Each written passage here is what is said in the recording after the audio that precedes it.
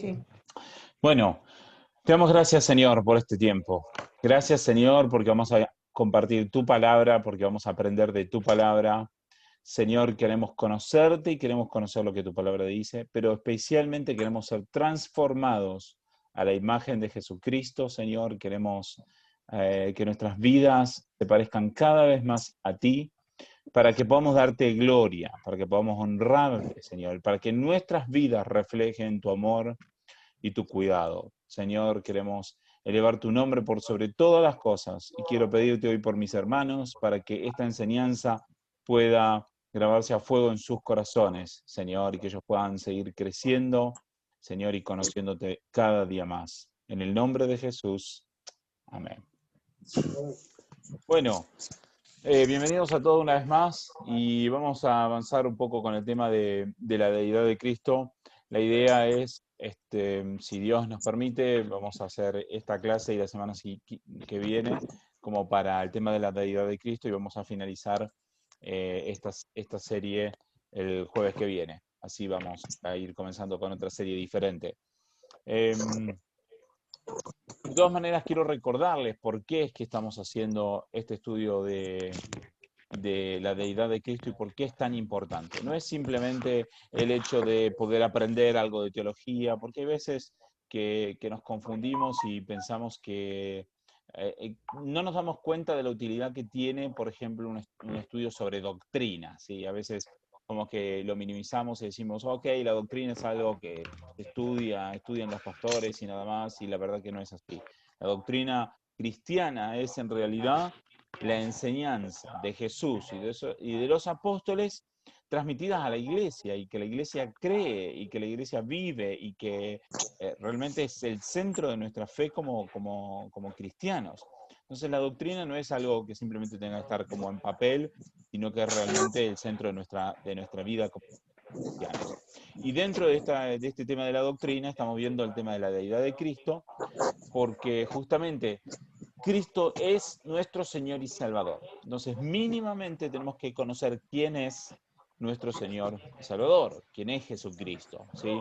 Y entonces, esto es importante porque si no conocemos quién es Cristo, entonces de nada tiene sentido que alguien pueda decir que tiene una relación con Dios, porque muchas veces decimos esto, que el cristianismo es una relación con Dios, ¿sí? O es tener relación con Dios, o es no sé, hablar a Dios y que te escuche y uno escuchar a Dios. Pero eso es totalmente falso si no conocemos a Dios. Y para conocer a Dios tenemos que leer la Biblia, tenemos que estudiar la Biblia y tenemos que ver quién es Dios. Entonces, de nada tiene sentido que yo tenga relación con Dios y no crea de que Jesucristo es Dios, porque en definitiva estoy teniendo relación con un Dios falso, con algo que no es cierto, ¿sí? Con una mentira. ¿Sí? Es bien importante esto, ¿sí? Bien importante. Imagínense, aún en una pareja, vamos a decir, que uno puede decir que hay relación entre las dos personas. Si una de esas dos personas vive una vida totalmente oscura, en tinieblas, que hace un montón de cosas que su pareja, su esposo, su esposa no conoce, entonces es una relación basada en toda una gran mentira, ¿sí?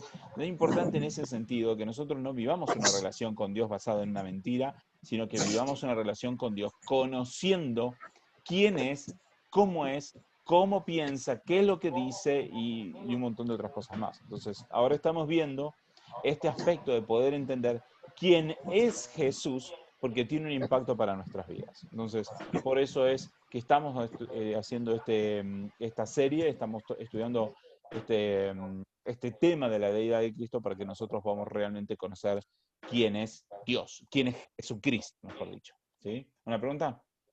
Sí, Dale. este, cuando yo era chico yo iba a la iglesia católica, tal es así que hice la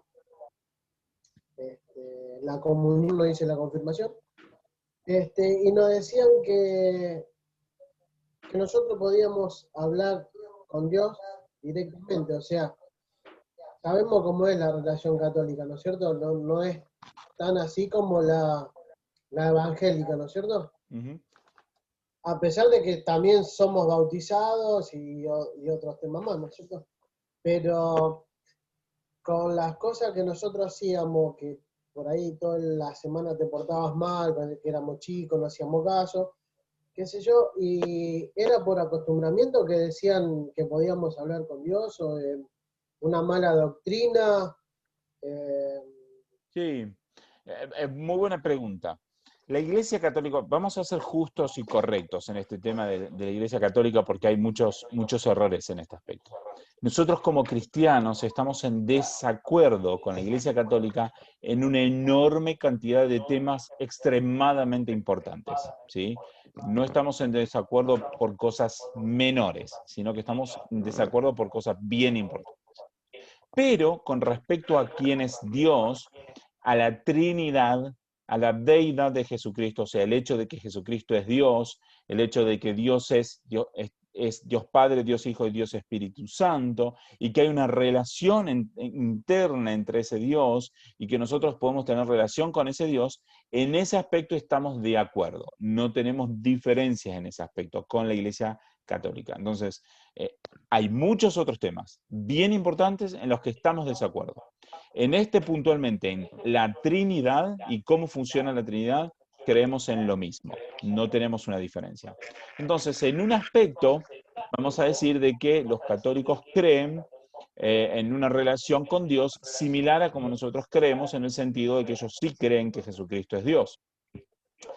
El problema, uno de los principales problemas con la Iglesia Católica, y hay muchos otros, es, por ejemplo, la idea de que ellos creen que la salvación es por obras, no por fe, sino de que nosotros podemos ser salvos por nuestro esfuerzo, por nuestra dedicación, por nuestro corazón, por tratar de hacer las cosas bien, que algo que la Biblia nos enseña categóricamente que eso no es así. Entonces, por eso tenemos una gran diferencia con la Iglesia Católica. Entonces, creemos que ellos tienen una relación equivocada con Dios porque están tratando de buscar a Dios por obras y no por fe. Pero ellos creen en el mismo Dios trino en el que creemos nosotros. O mejor dicho, lo quiero decir de otra forma, no es que creen en el mismo Dios, sino que ellos entienden de que Dios está formado de la misma forma como nosotros lo entendemos, como Dios Padre, Dios Hijo y Dios Espíritu Santo, y que Jesucristo es todo Dios y todo hombre de la misma forma en la que nosotros creemos, ¿sí?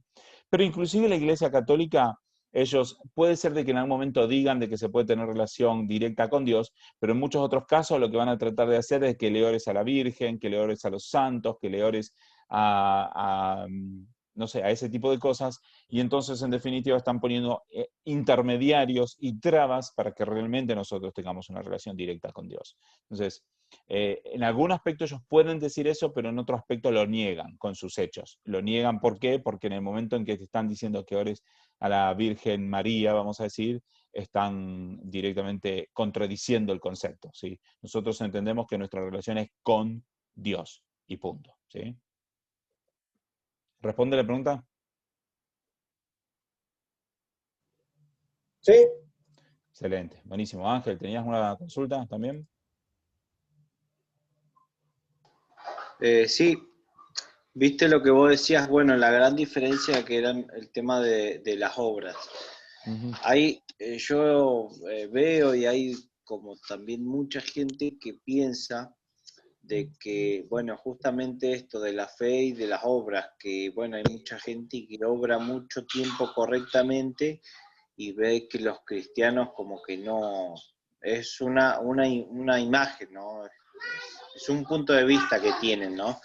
Que los cristianos con la fe se salvan nomás, pero que tienen vidas irregulares, ¿viste? Irregulares, y no es que cambian de una vez para siempre, sino que tienen fe, se salvan, pero bueno, después como que nunca se definen, sino que es como que se critica eso de lo que sería la fe.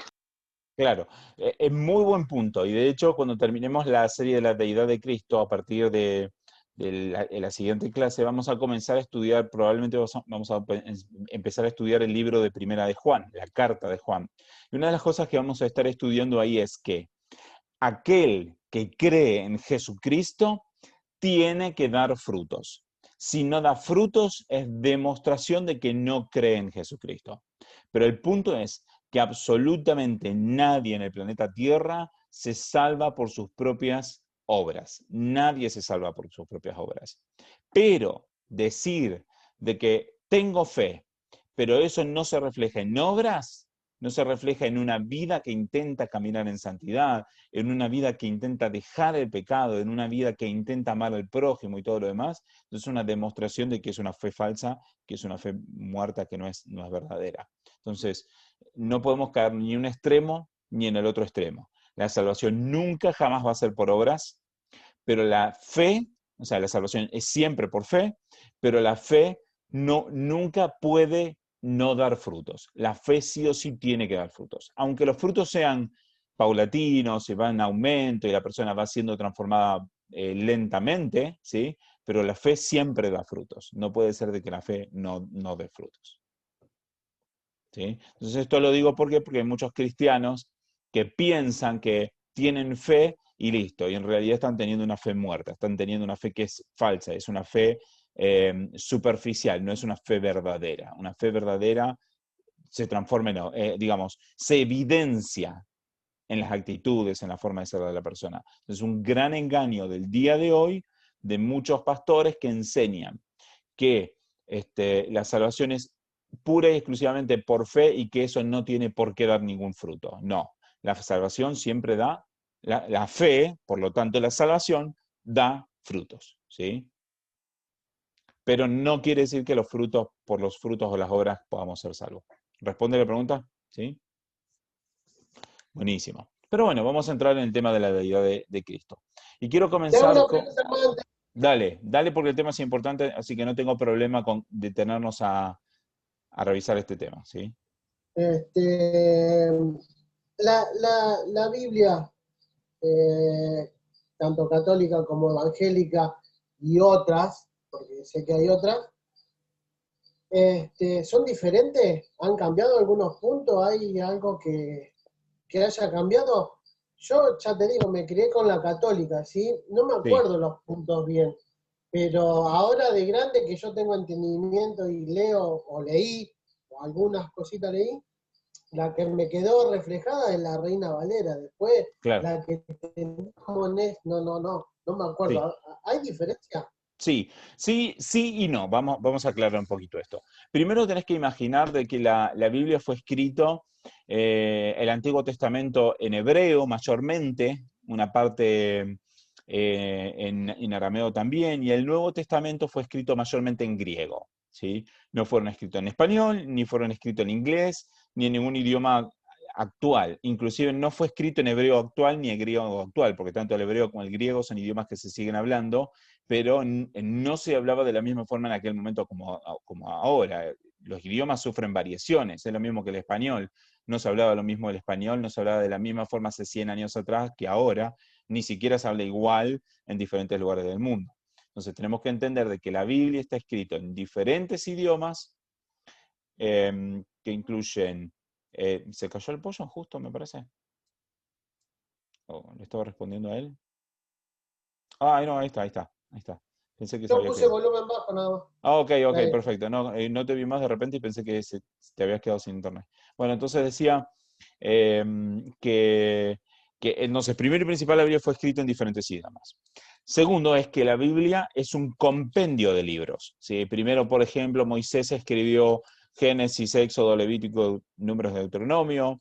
Después vino Josué, escribió otros libros más. Después Samuel, después diferentes personas, el rey David, Salomón, diferentes salmos, los profetas, Isaías, Jeremías. Imagínate que todo el Antiguo Testamento tomó mil años en escribirse más o menos. No es que se escribió en el periodo de 40 años. Y el Nuevo Testamento fue escrito en aproximadamente unos 20, 30 años. Fue escrito más o menos en poco tiempo, pero fue escrito por muchas personas diferentes que estaban en lugares diferentes, ¿sí? O sea, por ejemplo, algunos libros fueron escritos por Pablo, que estaba recorriendo el mundo, otros fueron escritos por Juan. Entonces, primero y principal, eso es importante entender, de que es un compendio de libros que fueron escritos a lo largo, en total, de aproximadamente unos 1200 años, 1300 años, 1400 años, ¿sí? Y por más de 40 personas, por lo menos. Entonces, ¿qué pasa?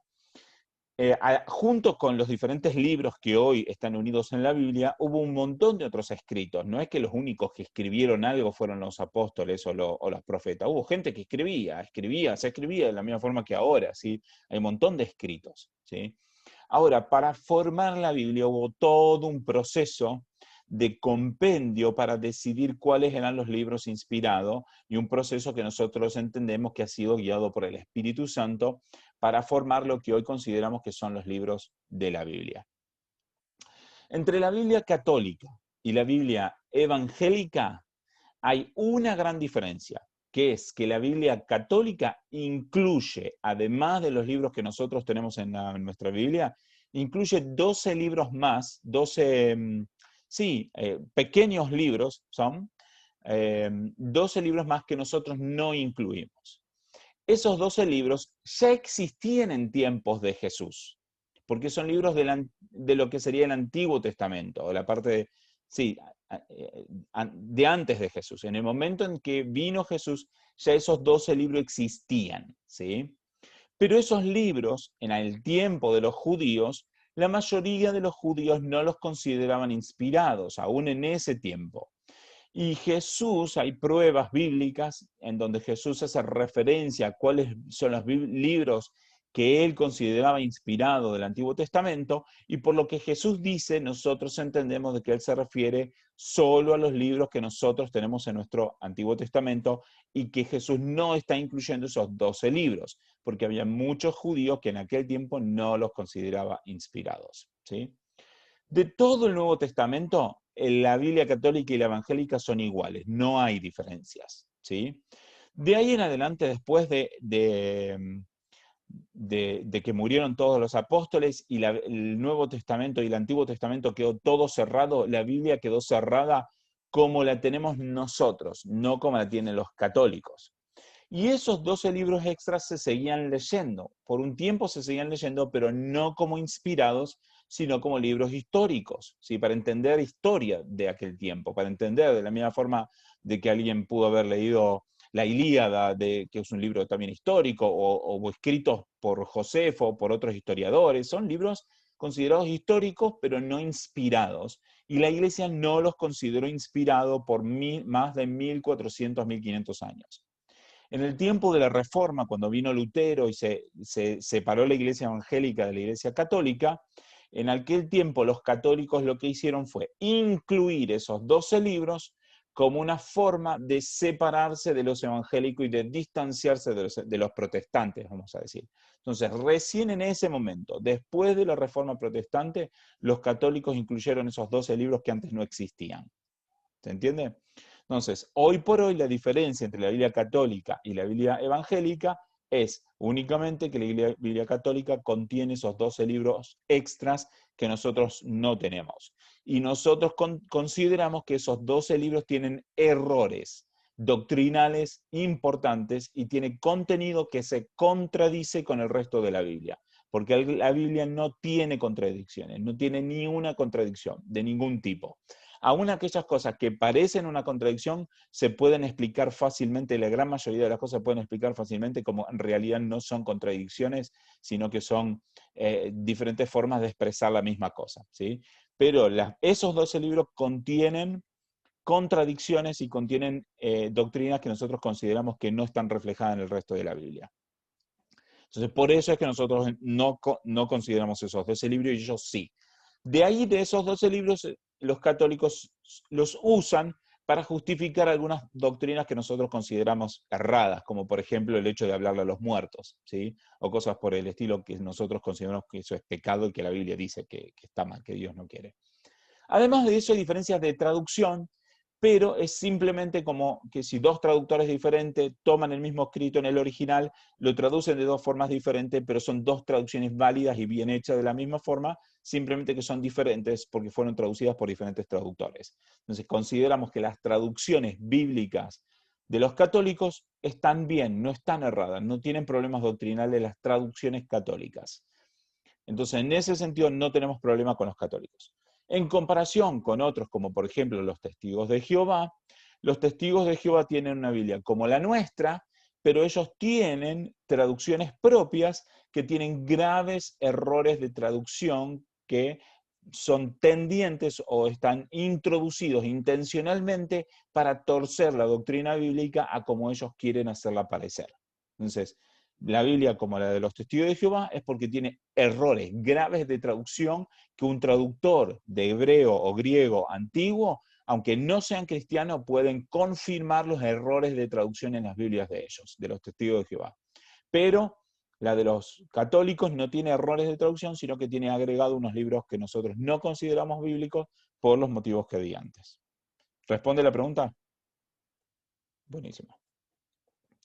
Bueno, creo que es útil, por eso me aproveché para responder, porque creo que es útil y me interesa poder responder cosas de este estilo así. Y me preguntan si no quedó claro o si hay más dudas, no hay ningún problema. Pero de todos modos, si no hay más preguntas, vamos a comenzar con el tema de hoy. Bien, buenísimo. Entonces les voy a compartir pantalla y vamos a ir a Éxodo 3.14. Éxodo 3.14 y vamos a ver uno de los temas que tenía anotado para dar la semana pasada, pero por temas de tiempo no llegué a darlo, entonces vamos a dar hoy Éxodo 3.14. Vamos a leer unos versículos antes. Fíjense que estamos hablando cuando Moisés vio la zarza ardiendo. Moisés vio a Dios en la zarza ardiendo. Y ustedes creo que conocen la historia, que él ve la zarza, ¿sí? Que es como que si fuera una paja, que si se prende fuego se debería quemar bien rápido y la zarza no se quema. Y Moisés se acerca a Dios. Y Dios le da la misión de que él tenía que ir a Egipto a rescatar al pueblo de Israel. Pero ¿qué pasa? Moisés tenía temor de ir, él se consideraba tartamudo o era corto de palabras, no se sabe exactamente, ¿sí? Entonces él no quiere ir, ¿sí? Entonces empieza un debate que tiene con Dios porque de alguna u otra forma Moisés está tratando de evitar ir y si tiene que ir, quiere ir por lo menos bien seguro de lo que está haciendo. Vamos a leer desde el versículo... Vamos a leer desde el versículo 7. Vamos a leer varios versículos como para entender un poquito más la idea y el contexto, ¿sí? Dice, y el Señor le dijo, ciertamente he visto la aflicción de mi pueblo que está en Egipto, y he escuchado su clamor a causa de sus capataces, pues estoy consciente de sus sufrimientos. Y he descendido para librarlos de la mano de los egipcios y para sacarlos de aquella tierra, una tierra buena y espaciosa, a una tierra que emana leche y miel, al lugar de los cananeos, de los heteos, de los amorreos, de los fereceos, de los heveos y de los jebuseos. Y he aquí, el clamor de los hijos de Israel ha llegado hasta mí. Quiere decir que Dios estuvo escuchando la oración de Israel. Y además he visto la opresión con que los egipcios los oprimen. Ahora pues, ven y te enviaré a Egipto para que saques a mi pueblo, los hijos de Israel, de Egipto. Pero Moisés dijo a Dios, ¿quién soy yo para ir a Faraón y sacar a los hijos de Israel de Egipto? Y él le dijo, Dios le dijo, ciertamente yo estaré contigo, y la señal para ti de que soy yo el que te he enviado será esta.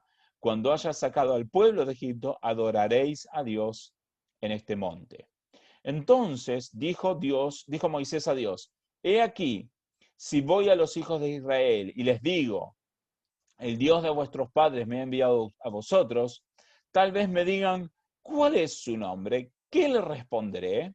Moisés dice, ¿qué le digo cuando ellos me pregunten qué Dios te mandó? Esa es la pregunta. O sea, va a ir Moisés a decirle, Dios me dijo que lo iba a sacar de aquí. El pueblo de Israel iba a preguntar y iba a decir, ¿qué Dios te dijo a vos eso? ¿Sí? Y dijo Dios a Moisés, yo soy el que soy. Y añadió, así dirás a los hijos de Israel, yo soy, me ha enviado a vosotros.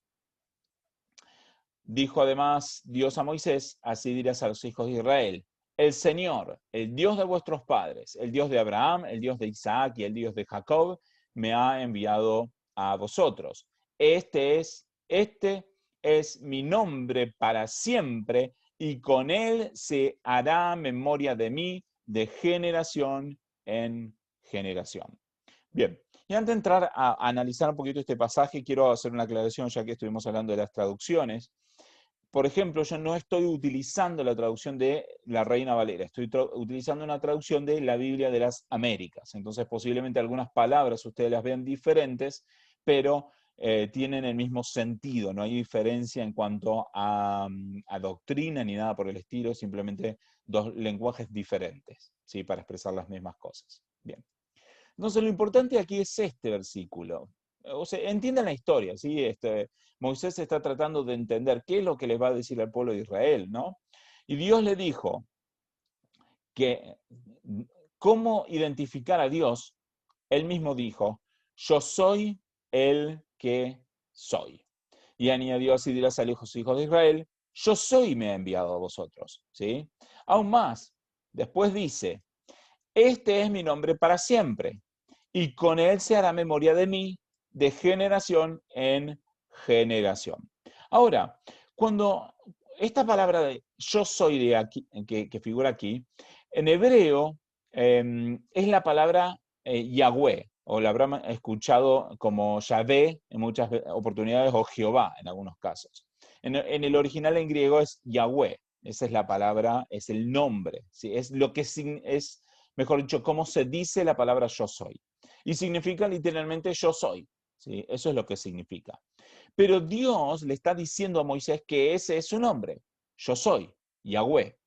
Ahora, de este Yahweh es, como decía antes, es de donde surge la palabra Jehová o la palabra Yahvé, como nosotros habremos escuchado. Muchas Biblias católicas está escrito Yahvé, ¿sí? Y muchas veces las Biblias evangélicas dice Jehová, y en realidad son diferentes formas de transliterar o de traducir la palabra Yahweh del original hebreo. Realmente la forma correcta de decirlo en español sería Yahvé, no sería Jehová. Realmente lo correcto sería decir Yahvé, como dicen los católicos en este caso, aunque por costumbre o creo que, no sé exactamente cómo se popularizó, pero estamos comúnmente, decimos Jehová, aunque lo más correcto sería decir Yahvé. De todas maneras, el punto es de que este es el nombre con el que Dios se identificó a sí mismo delante del pueblo de Israel, inclusive antes de sacarlo de Egipto. Este es el nombre de Dios. Yo soy, ¿sí? Yahvé o Jehová. Entonces, esto lo tenemos que tener bien en claro. ¿Por qué? Porque el pueblo de Israel siempre identificó a Dios como Yahvé o Yahweh, ¿sí? Por supuesto, también se le dice a Dios el eterno, admirable, el rey, el creador, el poderoso, el todopoderoso, y son diferentes, vamos a decir, apodos, por decirlo de una forma, quizás nombres le podríamos decir también, o apodos, mejor dicho, o formas de llamar a Dios, pero el nombre con el que Dios se identifica es este, es yo soy, ¿sí? Aunque, bueno, ya digo, podemos identificar a Dios de muchas formas, pero este es lo que el pueblo de Israel consideraba que era el nombre de Dios. Bien, entonces, teniendo esto bien en claro, ahora podemos ver en Éxodo, a ver, vamos a buscar Éxodo 27, algo que es bien, bien, bien importante. Un momentito. Bien, Éxodo 27 dice, que esto es en la parte de los 10 mandamientos. Dice, no tomarás el nombre del Señor tu Dios en vano, porque el Señor no tendrá por inocente al que tome su nombre en vano. En este mandamiento, que es algo sumamente importante, de alguna forma Dios deja bien en claro la importancia de honrar su nombre, de honrar el nombre de Dios. Ahora, ¿qué pasa? Nosotros estamos muy acostumbrados, por ejemplo, a decir, no sé, por Dios, cuando ocurrió algo, ¿no? O expresiones en las que nosotros estamos nombrando a Dios. Y muchas veces no nos damos cuenta que al decir así, de alguna forma estamos como deshonrando el propio nombre de Dios. Y deberíamos tener más cuidado, ¿sí? Por ejemplo, en inglés se utiliza la expresión de decir, oh my God, ¿sí? Aunque muchos cristianos ahora han dejado de decir así y ahora dicen, oh my gosh, como para no decir, oh my God, no nombrar a Dios. Entonces estamos tratando de no utilizar el nombre de Dios en vano, lo cual me parece sensato. Está bien que no utilicemos el nombre de Dios en vano y que tengamos cuidado en cómo nos referimos a Dios. Ahora, ¿qué pasa? El pueblo de Israel se lo tomó bien en serio. Y esto es algo bien importante, porque nosotros, como cristianos, muchas veces no nos tomamos la palabra de Dios en serio, ¿sí? La minimizamos, porque dice, no sé, no tomarás al Señor tu Dios en vano, y nosotros decimos, no deberíamos tomar el nombre de Dios en vano. Pero el pueblo de Israel se lo tomó bien en serio, como quizás nosotros nos lo tendríamos que tomar también, no solamente esto, sino cada versículo. Ellos dijeron, no hay que tomar el nombre del Señor en vano, y para ellos fue esto súper, súper, súper importante, al punto que, por ejemplo, cuando los escribas estaban copiando las escrituras, porque las escribían a mano, digamos, con tinta, y era todo un trabajo bastante importante, cuando estaban escribiendo y llegaban al momento donde tenían que escribir el nombre de Yahweh, de Jehová o de Yahvé, el escriba se detenía, iba, se bañaba, hacía todo un ritual y volvía y escribía solo esa palabra. O sea, hasta ese punto era la importancia que ellos le daban al nombre de Dios. No quiere decir que nosotros cada vez que vamos a decir, vamos a nombrar a Dios, vamos a tener que hacer todo un ritual para hacerlo. No, pero lo que estoy queriendo decir es que, que ellos le daban importancia al nombre de Dios, ¿sí? Y tal importancia le daban de que ellos no lo repetían tan simplemente, ¿sí? Por ejemplo, muchas veces he escuchado de que los judíos llegaban inclusive a no nombrar a Dios de ninguna forma, y eso no es tan así. Por ejemplo, en reuniones de iglesia o en la sinagoga o en reuniones religiosas y todo lo demás, ellos sí nombraban a Dios, pero lo hacían con respeto, ¿sí? Entonces es bien importante esto para que nosotros entendamos el respeto que nosotros tenemos que tener con Dios y el respeto que ellos tenían con Dios, ¿sí? Inclusive, bueno, ahí veo una pregunta que me pusieron por escrito. Malvina dice si está bien decirle a Dios papito, ¿sí? Y la verdad que es muy difícil poder responder a esta pregunta y es muy complicada porque mucho tiene que ver con la actitud en la que nosotros vamos a Dios. Dios es Dios, es el Señor y el Rey del universo y aquel que dijo, no tomen mi nombre en vano.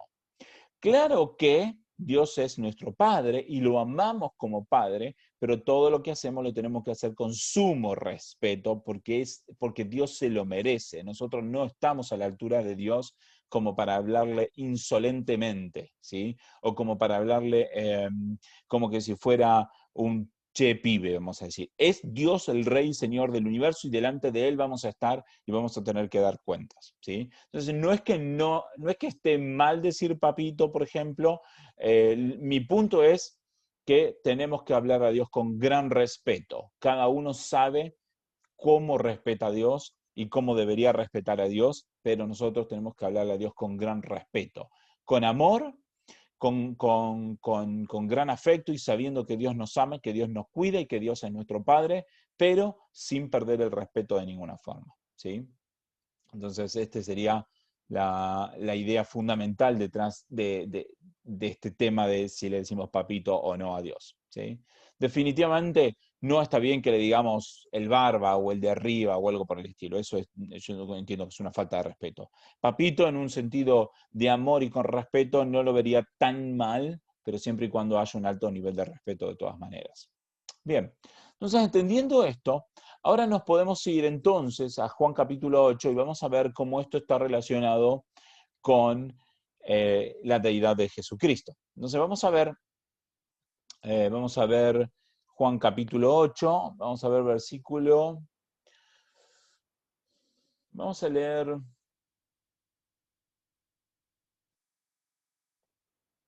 sí, vamos a leer desde el 48, vamos a leer varios versículos, pero como para que se entienda bien.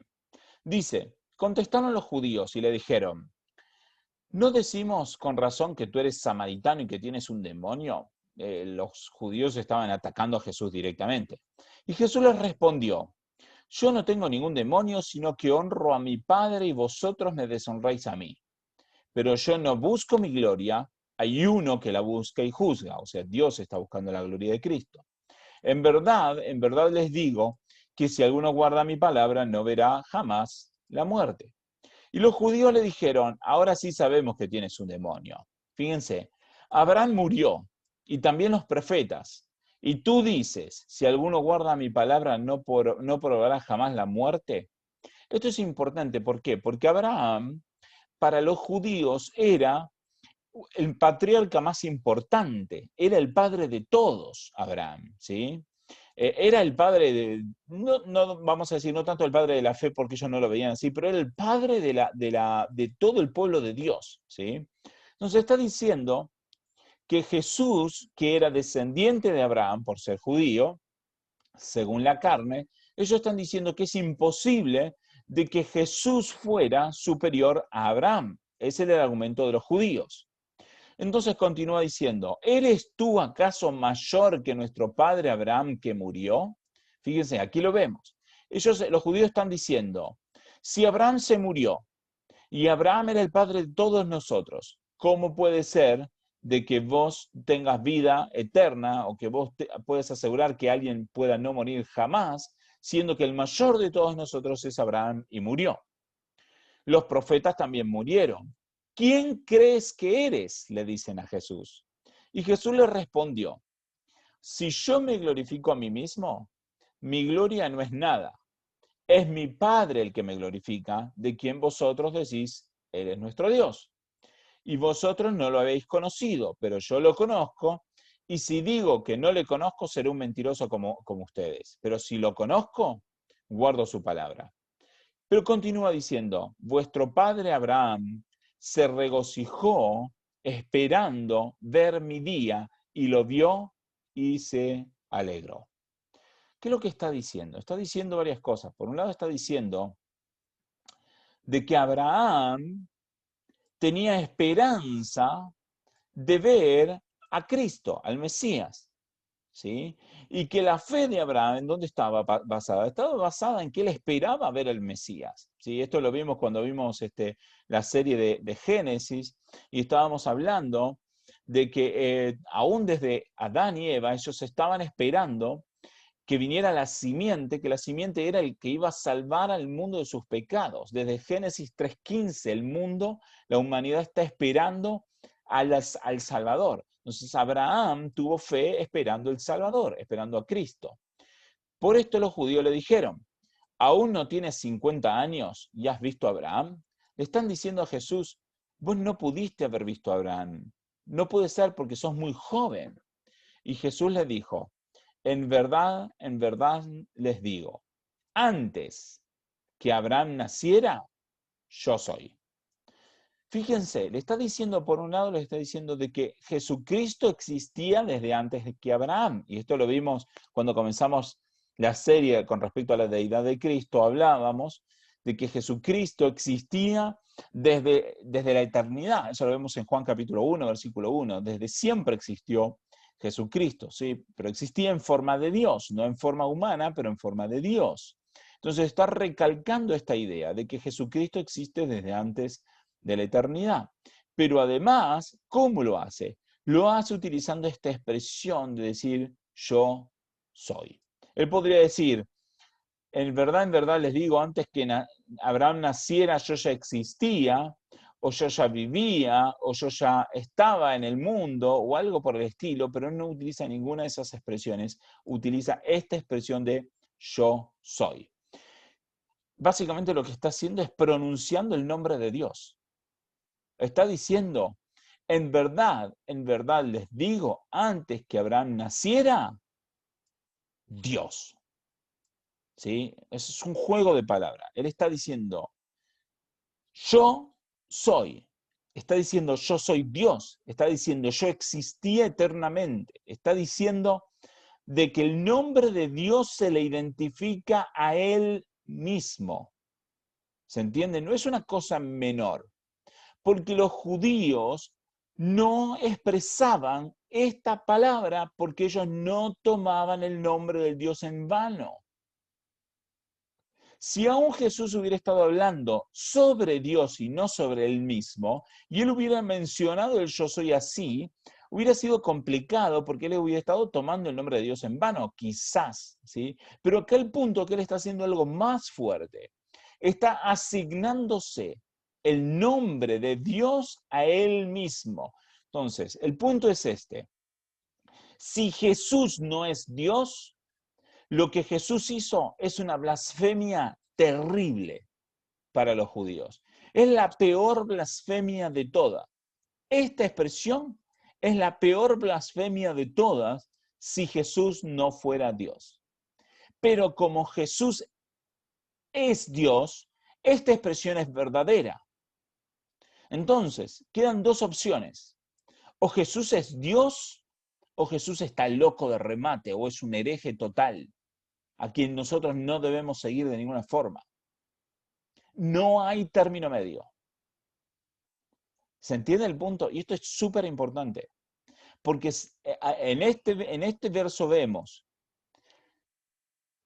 de que si no creemos que Jesús es Dios, toda nuestra fe como cristianos se viene abajo, toda, se derrumba toda, porque Jesús perdería completamente credibilidad, porque Él aquí se está llamando a sí mismo Dios. Y esto también lo veíamos la semana pasada, yo les decía, muchas veces escuchamos o nos dijeron o pensamos que Jesús nunca se llamó Dios a sí mismo.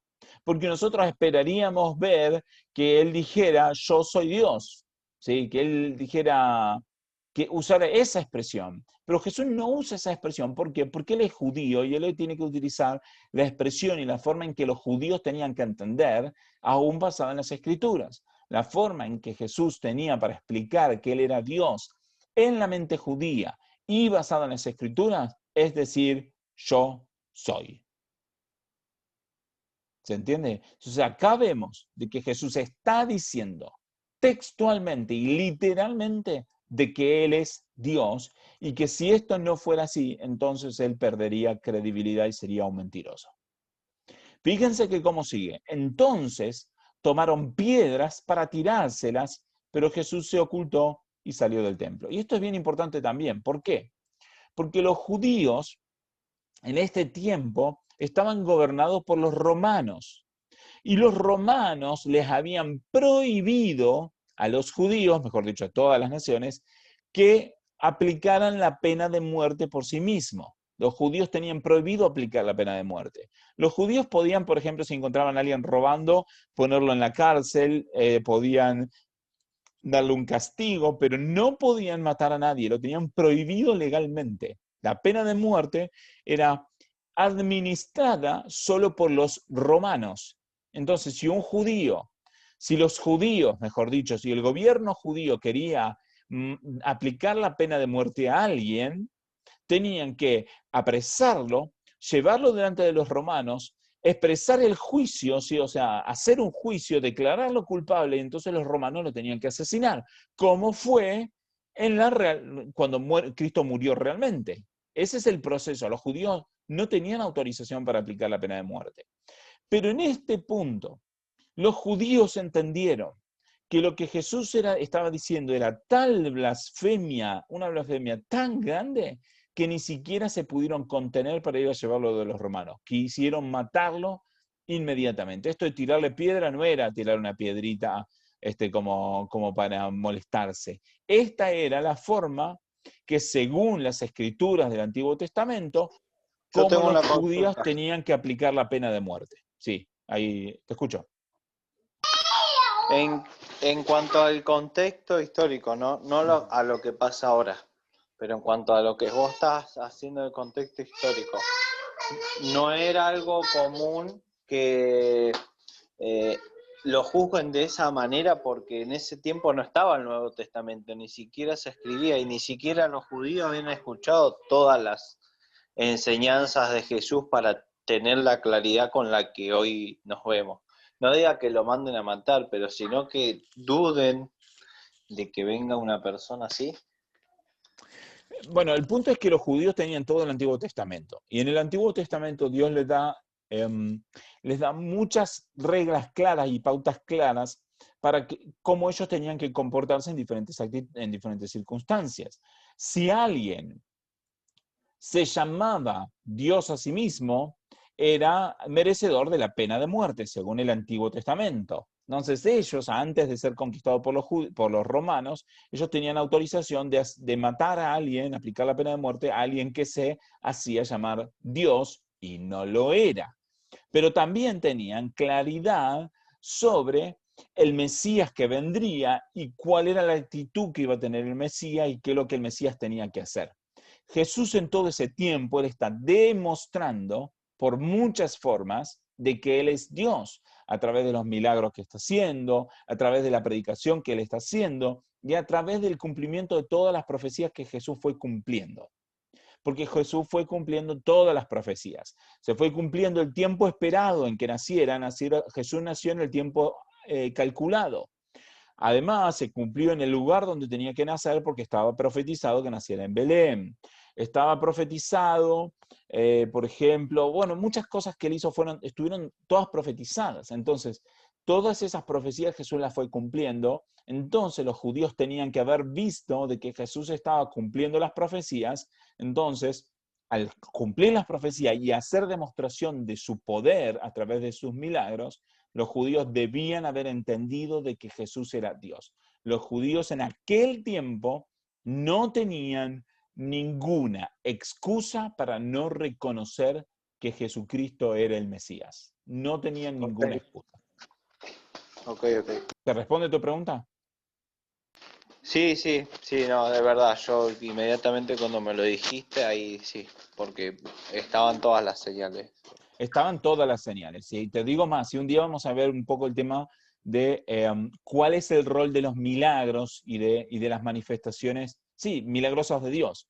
Porque hoy también nos confundimos mucho y nosotros pensamos de que los milagros son para la sanidad de la iglesia y eso no es así, eso no es el plan de Dios, nunca fue el plan de Dios.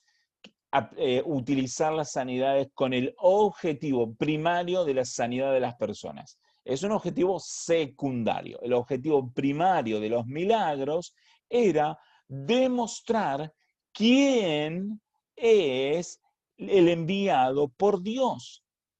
¿Sí? Esa es la idea de la señal, es demostrar quién es el enviado de Dios. ¿Sí? Es ir demostrando las diferentes personas que fueron enviadas por Dios. O sea, así Dios demostró de que Moisés era enviado por Dios, a través de cómo, de las plagas. ¿Sí? De esa forma Dios demostró de que Jesucristo era el Cristo. ¿Cómo? A través de sus milagros, a través de caminar sobre el agua, a través de la multiplicación del panes y los peces. ¿Sí? Entonces, esto es bien importante que lo tengamos en claro. Dios demostró de que Jesucristo era el enviado de Dios a través también de sus milagros. Entonces ellos lo tendrían que haber entendido y no tenían excusa. Pero ellos no lo entendieron. Entonces, al no entenderlo, cuando Jesús se llama a sí mismo Dios, se dice, yo soy, ellos lo toman como una blasfemia digna de la pena de muerte y no lo toman como una declaración de la verdad que él ya les venía demostrando a través de todos sus milagros. ¿Se entiende el punto entonces? ¿Hasta aquí? Sí, se entiende claro. Buenísimo. Entonces, continuamos.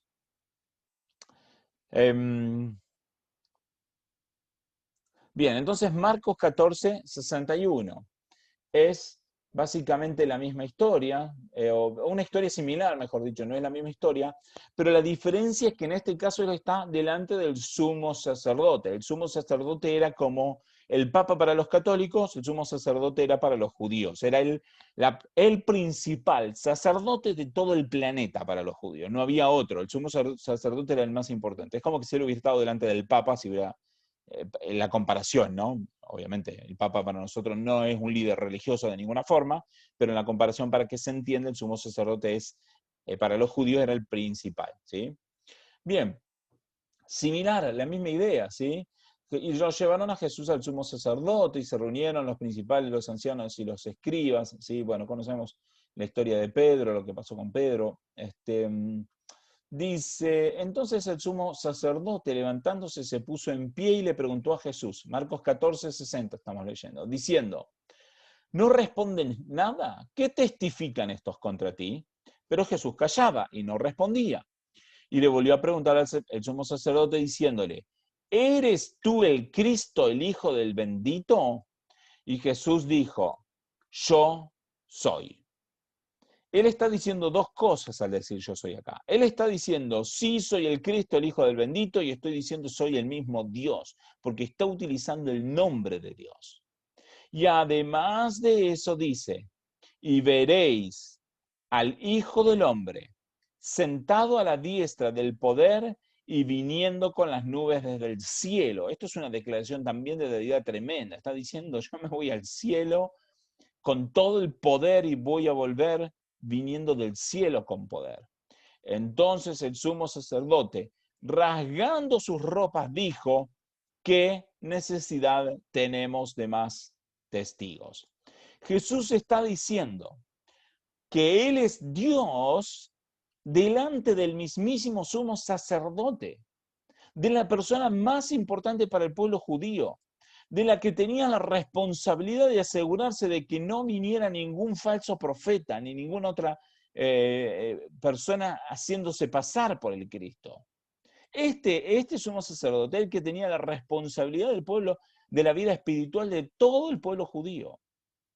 Y lo que responde es, habéis oído la blasfemia. ¿Qué les parece? Y todos le condenaron diciendo que era reo de muerte, o sea, que se merece la muerte. ¿Por qué? Justamente, ¿por qué el sumo sacerdote responde así? El sumo sacerdote responde así, no por el hecho de que Jesús está diciendo que es el Cristo, sino por el hecho de que Jesús está diciendo que Él es Dios. Este es el punto, que está viendo y entendiendo de que Jesús se está llamando Dios a sí mismo. Bien, ahora dice en Juan 18, versículo 3. Vamos a leer otro aspecto, que esto es bien importante también. Dice, entonces Judas, tomando la cohorte romana, fíjense, esto es cuando lo vinieron, lo que leímos recién de Marco es cuando él estaba ya siendo juzgado para ir a la cruz. Esto es un poco antes, cuando lo fueron a capturar. Entonces Judas, tomando la cohorte romana, o sea, fue con un grupo del ejército, ¿sí? Y varios alguaciles de los principales sacerdotes y de los fariseos, fue allá donde estaba Jesús con linternas, antorchas y armas. Jesús, pues, sabiendo todo lo que iba a sobrevenir, salió y les dijo a quién buscan. Y ellos le respondieron, a Jesús el Nazareno. Y él les dijo, fíjense lo que le dijo, yo soy.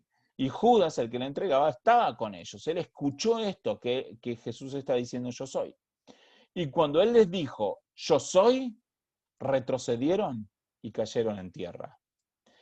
Entonces esto es importante porque lo están viniendo a apresar a Jesús. Y Jesús dice, yo soy. Cuando él dice yo soy, todos los que vinieron a apresarle se cayeron en tierra en el momento. Y esto es bien importante porque está mostrando el poder de Cristo, que en el momento en que él se declara a Dios a sí mismo, sus enemigos caen en tierra. Esto no está diciendo simplemente yo soy, porque eso no significa nada, está diciendo yo soy algo. Él está diciendo que Él es Dios.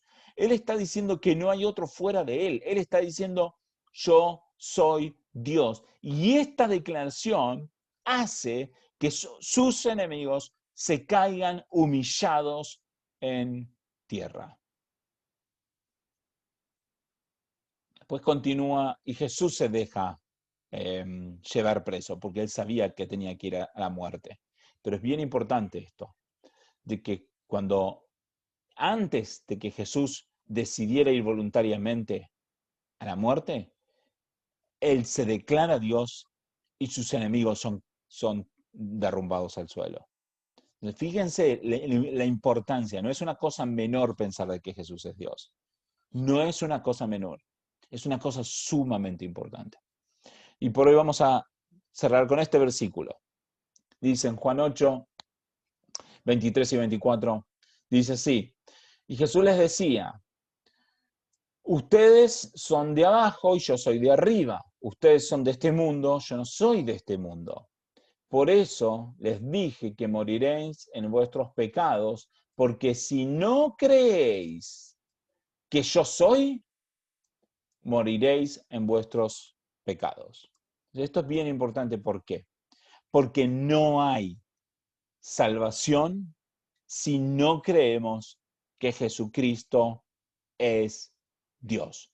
No hay salvación. El que no cree que Jesús es el yo soy, muere en sus propios pecados.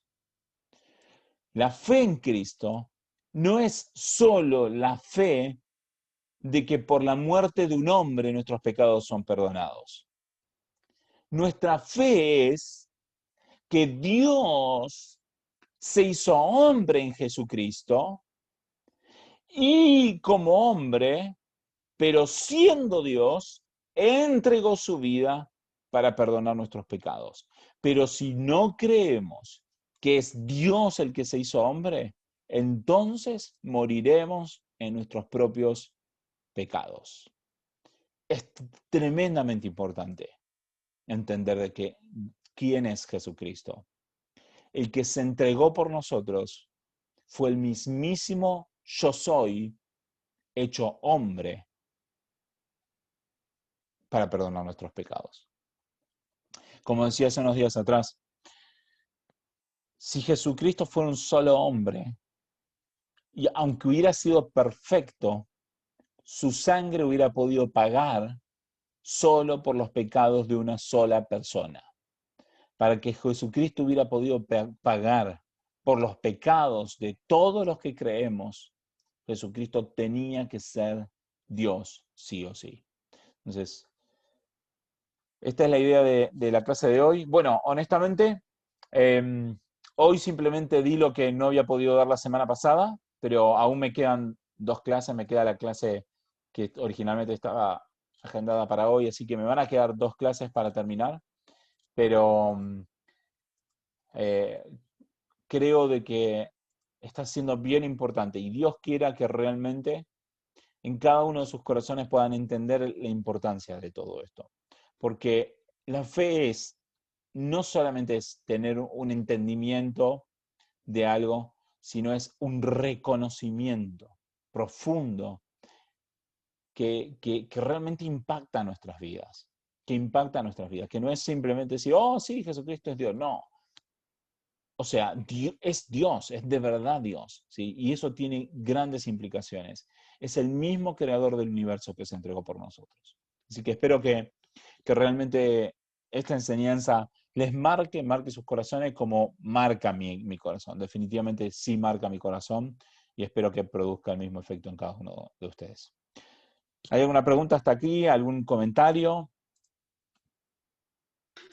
No, nada por acá. Bien. ¿Los demás? Por acá tampoco. Tenía uno, pero se me fue ahora. Ok. Bueno.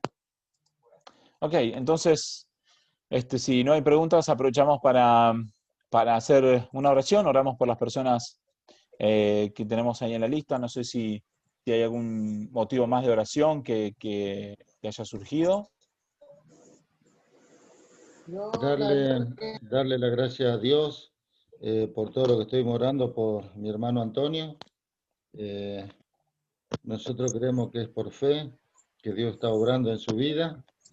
Ustedes saben, o la mayoría saben, que los médicos le detectaron un cáncer en su garganta.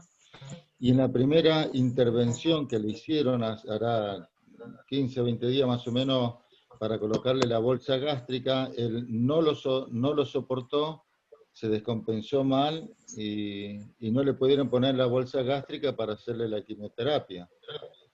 Bueno, entonces, todos estos días estuvimos orando, hubo mucha gente que estuvo orando a nuestro Dios maravilloso, y hoy se lo hicieron al mediodía bueno. y salió bien, ya está en sala común, gracias a Dios.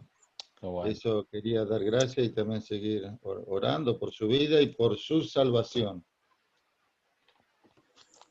Ok, buenísimo. Yo, Gaby. Sí. Bueno, primeramente quiero dar gracias porque mi hermano Alfredo anda bien, anda bastante bien, gracias a Dios sí. se recuperó, por eso quería dar gracias a Dios. Y hoy quiero pedir oración por Víctor Hugo, que se quebró las costillas, ayer en la tarde me avisó no sé si una costilla o las costillas, me dijo que se había quebrado. Así que, bueno, por Víctor Hugo, Bueno. mi hijo. Y también porque no puede cobrar en su trabajo, hace unos cuantos meses que no puede cobrar el sueldo. Creo que están por cobrar ahora, pero pido oración para que puedan cobrar Bueno, su trabajo de colectero. ok, buenísimo. Bueno, vamos a seguir orando por eso. Qué bueno que está Isaac con nosotros, que no pudo subir la semana pasada por problemas técnicos, así que un gusto que pueda estar. ¿Cómo están ustedes de salud? ¿Cómo están con todo? Ahí está silenciado, si puede ahí quitar el silencio si le escuchamos.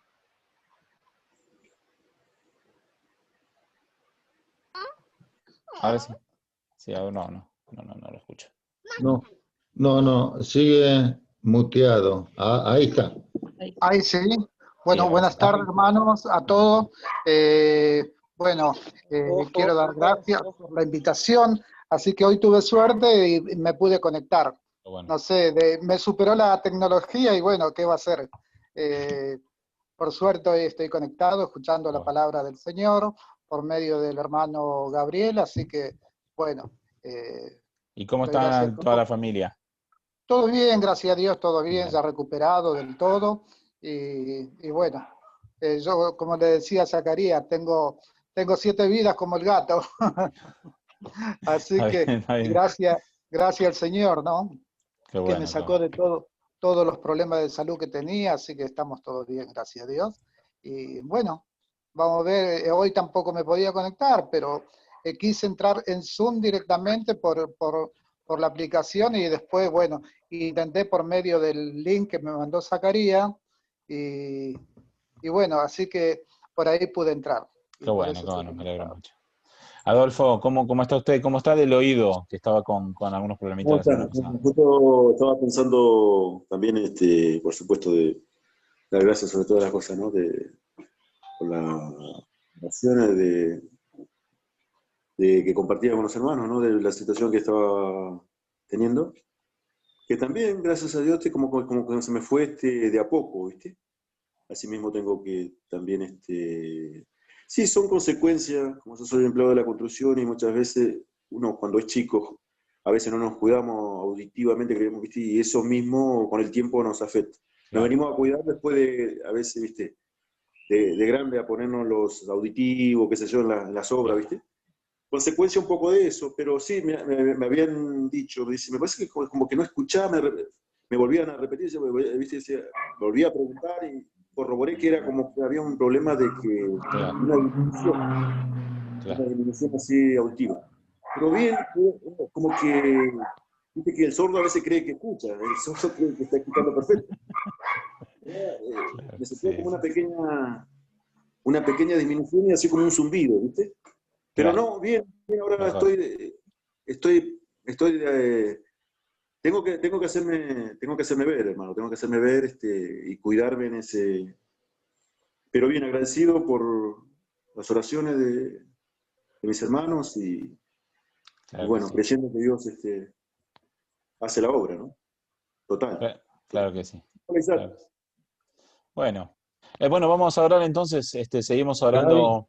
Sí, te quiero hacer una consulta. sí, Si bien estos son estudios bíblicos, ¿no? Donde estamos estudiando a la persona de Cristo y toda la Biblia, que son enseñanza, esto no son prédica, ¿no? No son ni culto virtual. ¿Para qué nos sirve a nosotros esto? Ya que no todos vamos a una misma iglesia, sino la mayoría vamos a distintas iglesias evangélicas.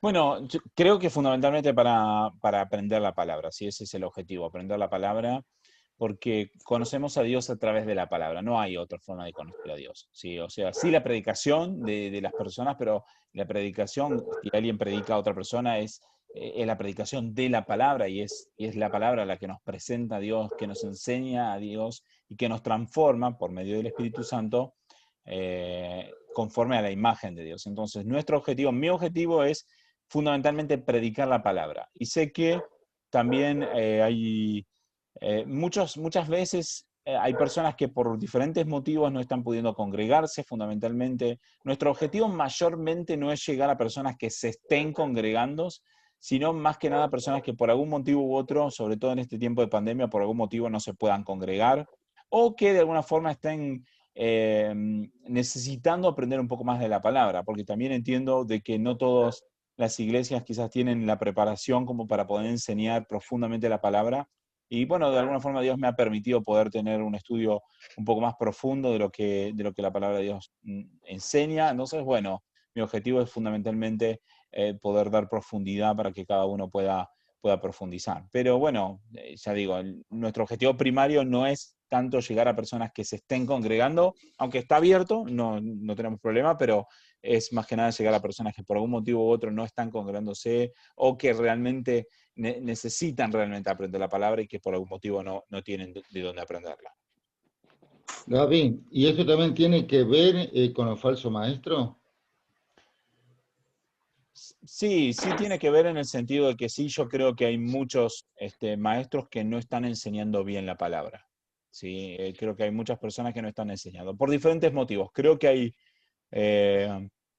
muchas personas que enseñan mal la palabra, quizás intencionalmente, pero más que nada hay muchísima, gran cantidad de personas que enseñan mal la palabra por ignorancia, porque no la saben. Entonces, enseñan lo que aprenden, lo que han aprendido de alguien, ¿sí? Y muchas veces enseña lo que las personas piensan y no lo que realmente la Biblia dice. O sea, hay mucha mala enseñanza. O sea, que no quiero decir que es por los falsos maestros, sino porque hay muchas iglesias que tienen malas enseñanzas. Entonces, no estoy juzgando a los pastores, estoy diciendo de que a veces por ignorancia, porque a veces los pastores han recibido una mala enseñanza a ellos, entonces transmiten una mala enseñanza a su gente. Y quizás tienen buen corazón, quizás tienen un buen sentir, pero les falta preparación. Entonces eso es importante, porque cuando nosotros interpretamos mal la Biblia, cuando sacamos las cosas fuera de contexto, cuando estamos diciendo que Dios dijo algo que no dijo, es un pecado grave delante de Dios. Porque no podemos ponerle palabras en la boca a Dios. Imagínate, Martín, de que yo le dijera a todo el mundo, porque Martín dijo tal cosa y vos no lo dijiste. Te voy a meter en problemas si yo estoy diciendo que vos dijiste cosas que no dijiste, ¿sí? Eso es una falsedad, es una mentira, es un escarnio, tiene un montón de adjetivos eso, ¿no? Aún lo vemos en la televisión, si a veces el noticiero dice de que tal político, tal persona dijo tal cosa, tal otra, y si no fuera cierto sería grave, ¿sí? Y así a veces nos pasa con la iglesia. Muchos pastores o mucha gente enseña o dice, porque Dios dijo tal cosa, que realmente no lo dijo y que no es cierto, y están diciendo algo inventado de su propio corazón o mal aprendido. Entonces, sí, yo tengo un interés en enseñar la palabra tal cual es y ser muy cuidadoso en este aspecto, pero bueno, no estoy juzgando a ningún pastor porque entiendo que hay miles de circunstancias, hay miles de motivos por los cuales a veces que personas han querido enseñar lo mejor de su propio corazón realmente, han hecho las cosas con la mejor intención, pero por falta de una preparación profunda enseñan mal sin querer y eso afecta a la iglesia. Entonces, sí, yo tengo un interés en enseñar correctamente la palabra de Dios, pero no tengo interés en, digamos, en que nadie se vaya de su iglesia, ni confundir a nadie en ese aspecto, ni hablar mal de nadie. Digamos, sí, de ningún pastor, ni nada por el estilo. ¿Sí? Perdón, hermano Gabriel, una preguntita más. Sí, dale, no hay problema. Una preguntita más. Sí.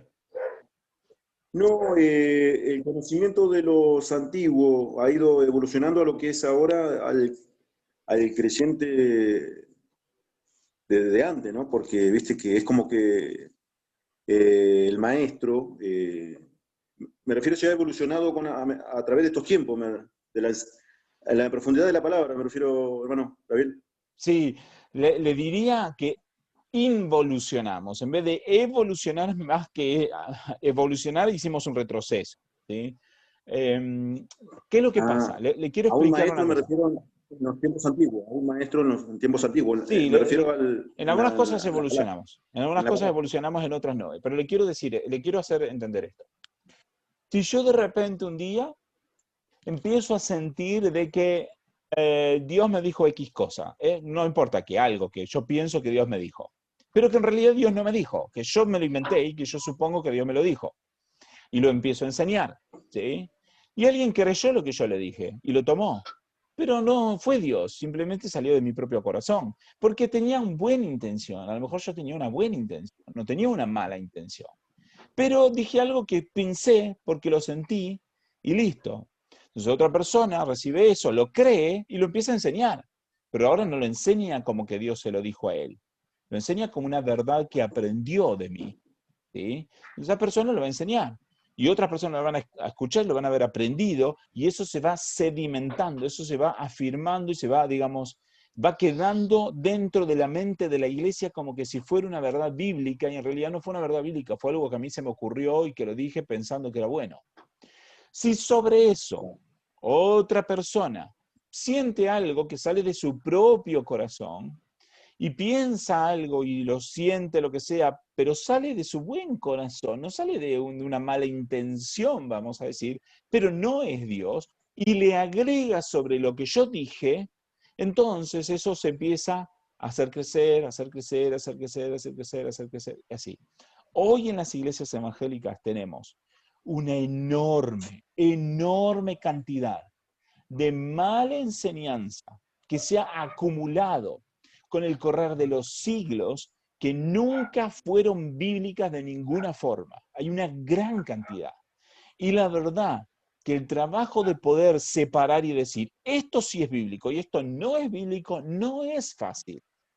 Y menos es fácil para la gente común que no tiene la preparación bíblica que la Biblia exige. ¿Sí? O sea, la Biblia nos exige estudiar la Biblia. ¿Sí? Valga la redundancia. No es que el cristiano debería leer la Biblia. El cristiano tiene una obligación enorme de estudiar, de profundizar, de conocer a Dios y de separar lo que es bíblico de lo que no es. Pero hemos degradado, hemos diluido. Entonces hoy aceptamos lo que cualquiera dice. Con tal de que alguien venga y diga, me lo dijo Dios, se lo creemos. Y eso es un pecado bien grave.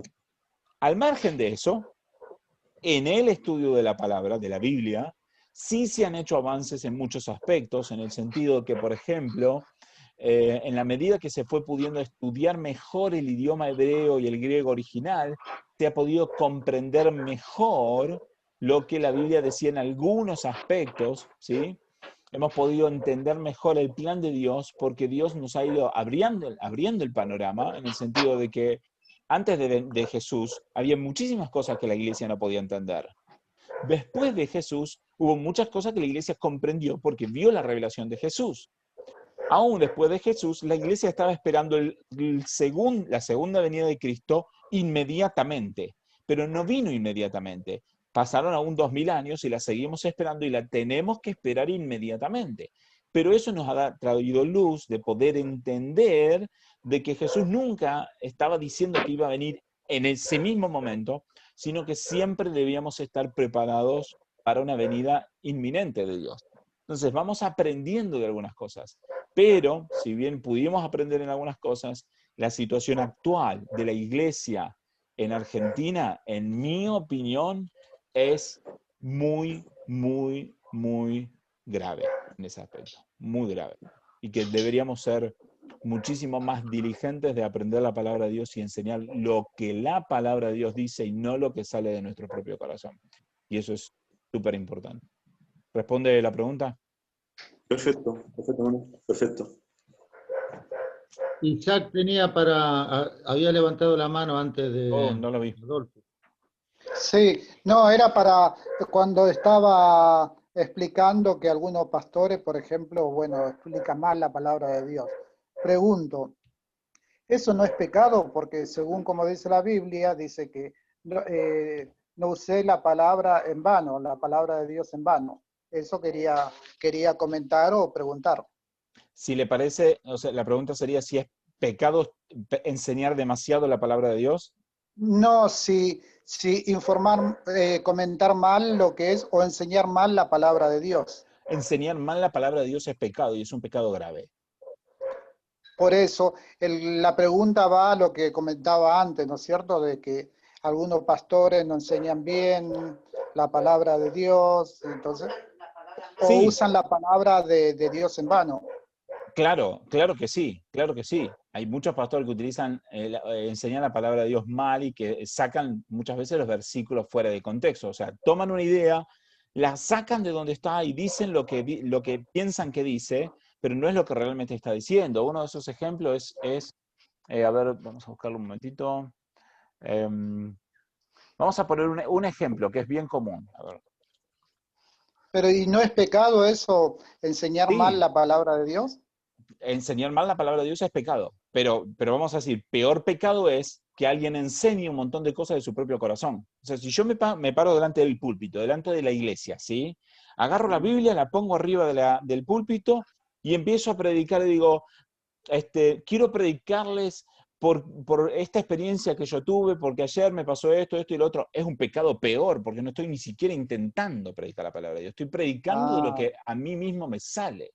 Entonces, vamos a decir, lo santo y lo perfecto que es estudiar bien la palabra de Dios y enseñar bien la palabra de Dios y que la gente aprenda la palabra de Dios y que la gente crea en la palabra de Dios. Si ah. eso no es posible, hay gente que hace su mejor intento, pero falla y en algunas cosas las enseña mal y es pecado y que hay que corregirlo. Pero si seguimos bajando y nos vamos al peor caso, está el caso, por ejemplo, de las personas que agarran un único versículo y enseñan cualquier cosa que se les ocurre de ese versículo que el versículo no dice. Y si seguimos cada vez peor, peor, peor, hay gente que ni siquiera ni siquiera tiene el más mínimo interés en enseñar la palabra de Dios. Se van y enseñan de su propio corazón, de su propia experiencia, y eso es un pecado grave. Una experiencia solamente puede ilustrar Sí. un concepto que la Biblia enseña. ¿Me entiende lo que le digo? Entonces, y usted me va a decir que yo juzgue entre uno que está haciendo su intento de enseñar la palabra de Dios, pero la enseña mal, y uno que ni siquiera está intentando enseñar la palabra de Dios, yo me quedo con el que está enseñando mal. Entre los dos males, me quedo con el menos peor, ¿sí? Pero le pongo un O sea, ejemplo, le pongo un único ejemplo, ¿sí? Y que en realidad para esto a mí me gustaría hacer un estudio más sobre hermenéutica, que se llama hermenéutica, que sería el estudio de cómo se estudia la palabra de Dios. Pero vamos a poner un ejemplo, ¿sí? Como para que ustedes puedan tener un poco la idea del concepto. Muchas veces utilizamos Filipenses 4:13. Todo lo puedo en Cristo que me fortalece. Entonces nosotros decimos, por ejemplo, a ver qué ejemplo podemos poner. Tengo que salir tarde de mi casa, tengo que llegar al trabajo horario, pero no llego ni ahí. No llego porque no me dan los números. Y entonces empiezo, todo lo puedo en Cristo que me fortalece, todo lo puedo en Cristo que me fortalece, orando, todo lo puedo en Cristo que me fortalece, pensando de que todo lo puedo significa que Dios va a transformar el reloj para que yo pueda llegar a horario del trabajo cuando yo salí tarde. Y eso no dice la palabra de Dios. Acá lo que dice, si vamos a leer el contexto, dice, fíjense, en Filipenses 4 vamos a leer un versículo antes, o 10, desde el 10. Me alegré grandemente en el Señor de que ya al fin habéis reavivado vuestro cuidado conmigo. Está diciendo, doy gracias a Dios que ustedes están aportando económicamente para mi sostenimiento, está diciendo. En verdad, antes se preocupaban, pero no tenían la oportunidad de ayudarme. Pero no es que hable porque tenga escasez, dice Pablo. Yo no estoy diciendo esto porque a mí me falte, porque aprendí a estar contento, cualquiera sea mi situación. Sé vivir en pobreza y sé vivir en prosperidad. Y en todo y por todo he aprendido el secreto tanto de estar saciado como de tener hambre, de tener abundancia como de sufrir necesidad. Entonces, todo lo puedo en Cristo que me fortalece. ¿Qué es lo que quiere decir Pablo? Que si está con falta de dinero, y no tiene para comer, va a estar contento igual. Eso es lo que está diciendo Pablo. ¿Se entiende la idea? Entonces es un ejemplo de lo que yo le estoy poniendo. Y esto es un error en el que todos los cristianos caemos, porque todos en algún momento decimos, todo lo puedo en Cristo que me fortalece, y lo estamos aplicando mal. El versículo lo que dice es que puedo estar contento en el medio de la necesidad porque Dios me va a sostener. No que Dios me va a dar más dinero, sino que Dios me va a ayudar a no morirme de hambre cuando no tengo el dinero para comer. ¿Se entiende lo que le digo? Entonces es un ejemplo de cómo sin querer casi todos los cristianos entendemos y enseñamos mal la Biblia, y por eso tenemos una gran responsabilidad de estudiarla más profundamente, y eso es lo que estamos intentando hacer. Si queda tiempo para una pregunta más. Yo tengo, para mí son las 6 de la tarde, el problema es para ustedes que son como las 9, pero... No, pero está bien porque está interesantísimo esto. Por ejemplo, es muy común que se diga en las iglesias, por ejemplo, Dios me dijo, o Dios me habló. Y a mí me daba, yo no podía decir eso, a mí me costaba decir eso, pero uno es lo que uno escucha, por ahí uno lo va repitiendo, y creo que lo dije algunas veces, pero creo que ahora preferiría decir, Dios dice en la palabra. ¿Puede ser? Sí, puede ser, porque ¿cuál es el punto? Cuando iba el profeta Elías, por ejemplo, delante del rey Acab, y le decía, porque Dios dijo que no va a llover, por ejemplo, estaba absolutamente seguro de que era Dios el que le había dicho que no iba a llover, ¿sí?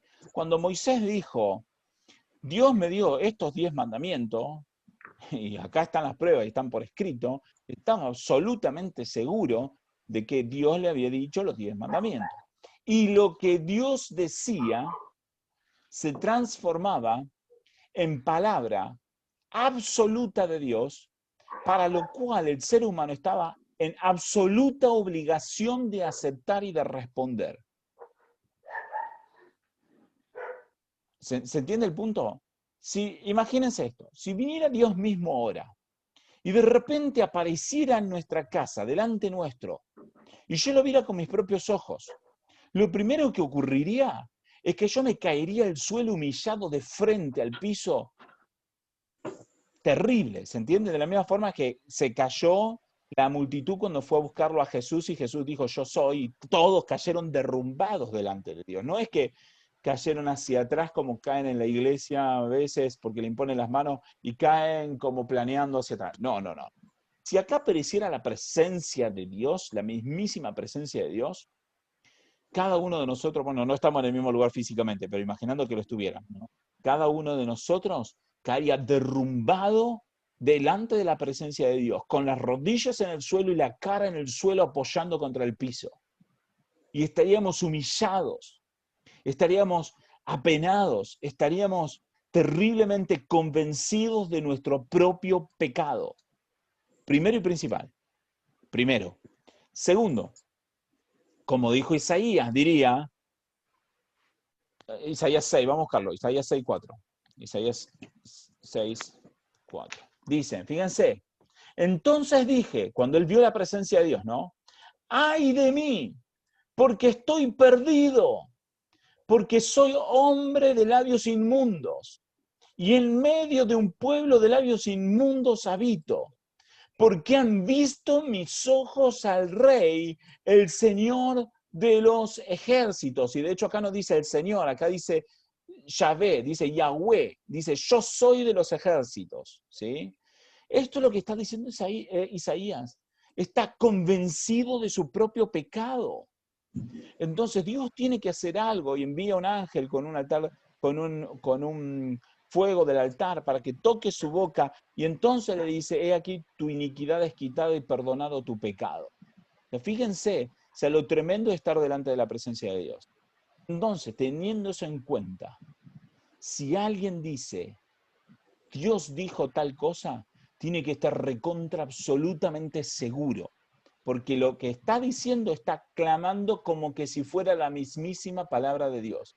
Si yo digo, Dios me dijo tal cosa, tendría que poder ponerlo por escrito y que eso estuviera agregado a la Biblia. ¿Se entiende la idea? Pero como lo que yo digo, no puedo agregarlo a la Biblia. ¿Por qué? Porque no es palabra de Dios. La palabra de Dios está puesta en la Biblia. Uno puede decir, siento en mi corazón que lo bueno sería tal cosa, pero es solo lo que siento en mi corazón. Porque definitivamente algo que tenemos que tener bien en claro es que nuestro corazón es engañoso y perfecto. Muchísima cantidad de veces nosotros decimos, Dios me dijo tal cosa, y en definitiva lo que está hablando es la maldad y la perversidad de mi propio corazón. ¿Responde tu pregunta, Martín? Y con esto no quiero decir, el Espíritu Santo nos guía. No digo que el Espíritu Santo no nos guíe, porque alguno va a decir, no cree que el Espíritu Santo nos hable. No, sí yo creo que el Espíritu Santo nos guía. Lo que digo es que nadie puede tener el tupé de decir, Dios me dijo a mí tal cosa, como que si yo fuera el profeta Elías o fuera Moisés, ¿sí? Aunque pudiera ser, pero yo digo que se usa con mucha liviandad y en muchos cultos, en muchas iglesias. Muchísima liviandad. Dios me dijo, Dios me habló, Dios me dijo que le diga estas cosas, eso así. Aparte de los profetas, es que vamos escuchando, yo creo que vos dijiste algo fundamental, que no es que la mayoría tengamos mal corazón y mala intención, sino que hemos aprendido mal. O nos han Claro, hemos enseñado aprendido mal. mal, sí. Sí, un día podríamos hablar sobre los profetas. ¿Cuál es el rol de los profetas? ¿Existen? ¿No existen? ¿Por qué? Si existen, entonces, ¿cuál es su rol? ¿Cuáles son las consecuencias de dar una profecía errada? Porque también es importante esto, ¿no? A veces pensamos que los profetas actuales pueden errar. Sí, la realidad es que los profetas en la Biblia no erraban, ¿sí? Si alguien, un profeta erraba, tenía consecuencias graves. Entonces, un día podríamos hablar sobre los profetas, por ejemplo, cuál es digamos, cuál es la idea del profeta para Dios y verlo un poquito en la palabra y ver un poquito todo ese tema. Pero bueno, no quisiera seguir hablando de esto ahora para no extendernos, pero sí les quiero dejar esta idea. La palabra de Dios es tremendamente importante. Es la palabra del mismísimo Dios, creador del universo y Rey y Señor, que juzgará todas las cosas hablando. ¿Sí? No es una cosa menor. Entonces tenemos que poner la palabra de Dios en el lugar alto en el que tiene, y por lo menos tener eso en nuestro corazón y nosotros empezar a alabar a Dios y a glorificar a Dios por su palabra y tener eso bien en claro. Por lo menos por ahora ese es el sentir que nosotros tendríamos. Bueno, ya no más preguntas, así no se hace más tarde. Pero vamos a orar por todo lo que hablamos hoy y también vamos a orar por, bueno, mi tía Esmeralda que sigue ahí con el COVID todavía. Por Julio, el abuelo de Nadia que falleció, así que vamos a orar por él. Y vamos a orar también por Sebastián, un conocido que está teniendo algunos problemas familiares, así que vamos a orar por él también. Bueno, sí. Perdón, cuando vos dijiste Nadia, ¿por quién vamos a orar? Dijiste? El abuelo de Nadia que falleció. ¿Por el abuelo si ya falleció? ¿O por los familiares, quiere decir? Perdón, sí, que falleció el abuelo, vamos a orar por los familiares, no por el abuelo. Está bien. Ah, le detectó una herejía al profesor. Vamos a orar por la familia de Nadia que falleció el abuelo. Perdón, sí. Bueno, y también por Carlitos, que la semana pasada Marina nos había pedido orar por él también. Bueno, gracias Señor te damos. Gracias Señor por este tiempo que hemos podido compartir tu palabra. Señor, verdaderamente enseñamos tu palabra con el deseo de que tu Espíritu Santo se manifieste en nuestras vidas y selle con fuego, Señor, tu palabra en nuestros corazones para que podamos creerla, para que podamos aprender y ser transformados por tu Espíritu Santo a la imagen de Jesucristo. Señor, quiero pedirte por mis hermanos, que les des paz, les des descanso, pero que los ayudes a seguir creciendo cada día. Señor, también te quiero pedir por estas peticiones que estamos teniendo en esta lista, Señor, y agradecerte también por algunas de ellas. Señor, te pedimos por Damián, por su sanidad completa de su cuerpo, para que él pueda ya no sentir ningún tipo de dolor, ni ningún malestar, ni complicación, sino que él pueda sentirse bien y completo como para todos los trabajos, todo lo que tiene que hacer cada día. Señor, lo bendecimos y creemos que tú tienes poder, Señor, para hacer una obra en su vida. Señor, te damos gracias por Antonio, Señor, que le pudieron hacer esta cirugía hoy y que todo va avanzando y caminando. Señor, sabemos que está en una situación delicada, que es difícil, Señor, y que nos da temor si estar en situaciones así, pero lo acompañamos en nuestro espíritu, Señor, en esta situación en la que está. Te pido, Señor, que lo bendigas, que le des fuerzas, pero por sobre todas las cosas te pido que toda esta situación lo lleve a tus caminos y a creer en ti. Señor, te damos gracias por Alfredo, el hermano de Estela, Señor, que va mejorando cada día, Señor, que estuvo delicado con estos problemas, pero está mejorando poco a poco. Lo seguimos poniendo en tus manos, Señor, para que sigas haciendo tu obra en él y sigas mostrando tu poder en él. Te lo pedimos, Señor. Te pedimos, Señor, por mi tía Esmeralda, que está con este virus. Señor, que pueda pasar todo este tiempo y pueda recuperarse pronto sin ningún tipo de problemas, Señor, ella y su marido, Juan Carlos, también, Señor. Lo dejamos en tus manos. Señor, quiero pedirte por Sebastián, Señor, por estos problemas familiares que está teniendo, Señor. Te pido que le des paz, Señor, en esta situación, que le des sabiduría para poderse manejar en todas circunstancias, Señor. Te lo pongo en tus manos, Señor, y confiamos en ti. Te pido, Señor, para que él también pueda hacerse su tiempo para poder empezar a participar los jueves, para aprender también tu palabra con todos nosotros.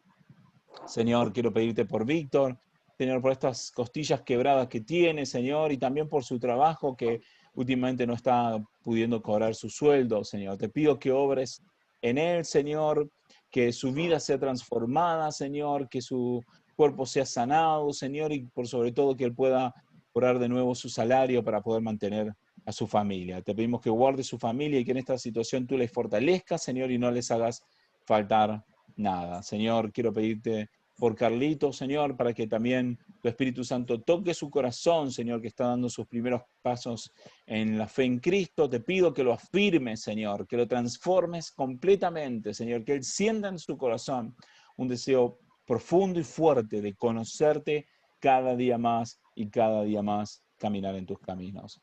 Y fundamentalmente te pido, Señor, por la familia de Nadia, Señor, por ella, por sus padres, por toda su familia, Señor, por esta pérdida que ellos han tenido, para que los fortalezcas y los consueles. Sabemos que no es fácil cuando uno pierde un familiar, menos cuando un familiar es tan amado y tan querido por la familia, pero por eso te pedimos, Señor, que puedas consolarles, Señor, puedas consolar toda su familia, cada uno de ellos, Señor, les levantes, Señor, y que puedan pasar esta etapa, Señor, y reafirmarse en todas las cosas. Los ponemos en tus manos, en el nombre de Jesucristo. Amén. Gaby, podemos seguir orando por Adolfo, por esa recuperación total, por su trabajo, y por Isaac y por su esposa, por favor. Sí, claro que sí, claro que sí. Sí, Señor. Pedimos por Adolfo, Señor, para que él se termine de recuperar completamente. Gracias, Señor, porque está mejor de su oído, Señor, pero pedimos por todo su cuerpo para que él tenga sanidad completa y que pueda, Señor, dedicarse a todas las cosas que tiene que hacer, Señor, su trabajo, su esfuerzo, todo lo que haga, Señor. Lo ponemos en tus manos. Bendice su familia también, Señor, para que realmente ellos puedan seguir viendo tu mano, Señor, puedan seguir viendo cómo eres tú el que los cuida, porque sabemos que tú cuidas de tus hijos. Señor, bendecimos la vida de Adolfo. Gracias, Señor, porque está pudiendo participar con nosotros, y, Señor, también te pedimos poder ser de bendición para su vida, para que él pueda seguir conociéndote cada día un poco más, Señor, como lo ha hecho hasta hoy. Señor, también bendecimos la vida de Isaac, Señor, para que tú le ayudes en todas las cosas, lo fortalezcas, Señor, ayudes su familia, Señor, por todas las necesidades que están en su corazón, por cada situación en la que pasan, y que realmente ellos puedan sentirse acompañados también por tu Espíritu Santo y por nosotros como hermanos, Señor, que estamos aquí también para servirles. Señor, bendícelos, acompáñeles también en su semana, en su trabajo, en todo lo que hacen, Señor, en su familia. Señor, los dejamos en tus manos, en tu nombre, Jesucristo. Amén. Amén. Gracias, Señor. Bueno, hermanos, un gusto haber podido compartir con ustedes. Les dejo muy buenas noches. Perdón que se haya estirado tanto, pero bueno, espero que haya podido ser de bendición. Y ya saben, tienen mi número de teléfono. Si surgen dudas durante la semana de cualquier tema o pedidos de oración o lo que necesiten, estamos para servir. ¿Sí? Amén. Amén. Amén. Gracias. Gracias. Tengan muy buenas Hermanos, noches. Isaac, Damián.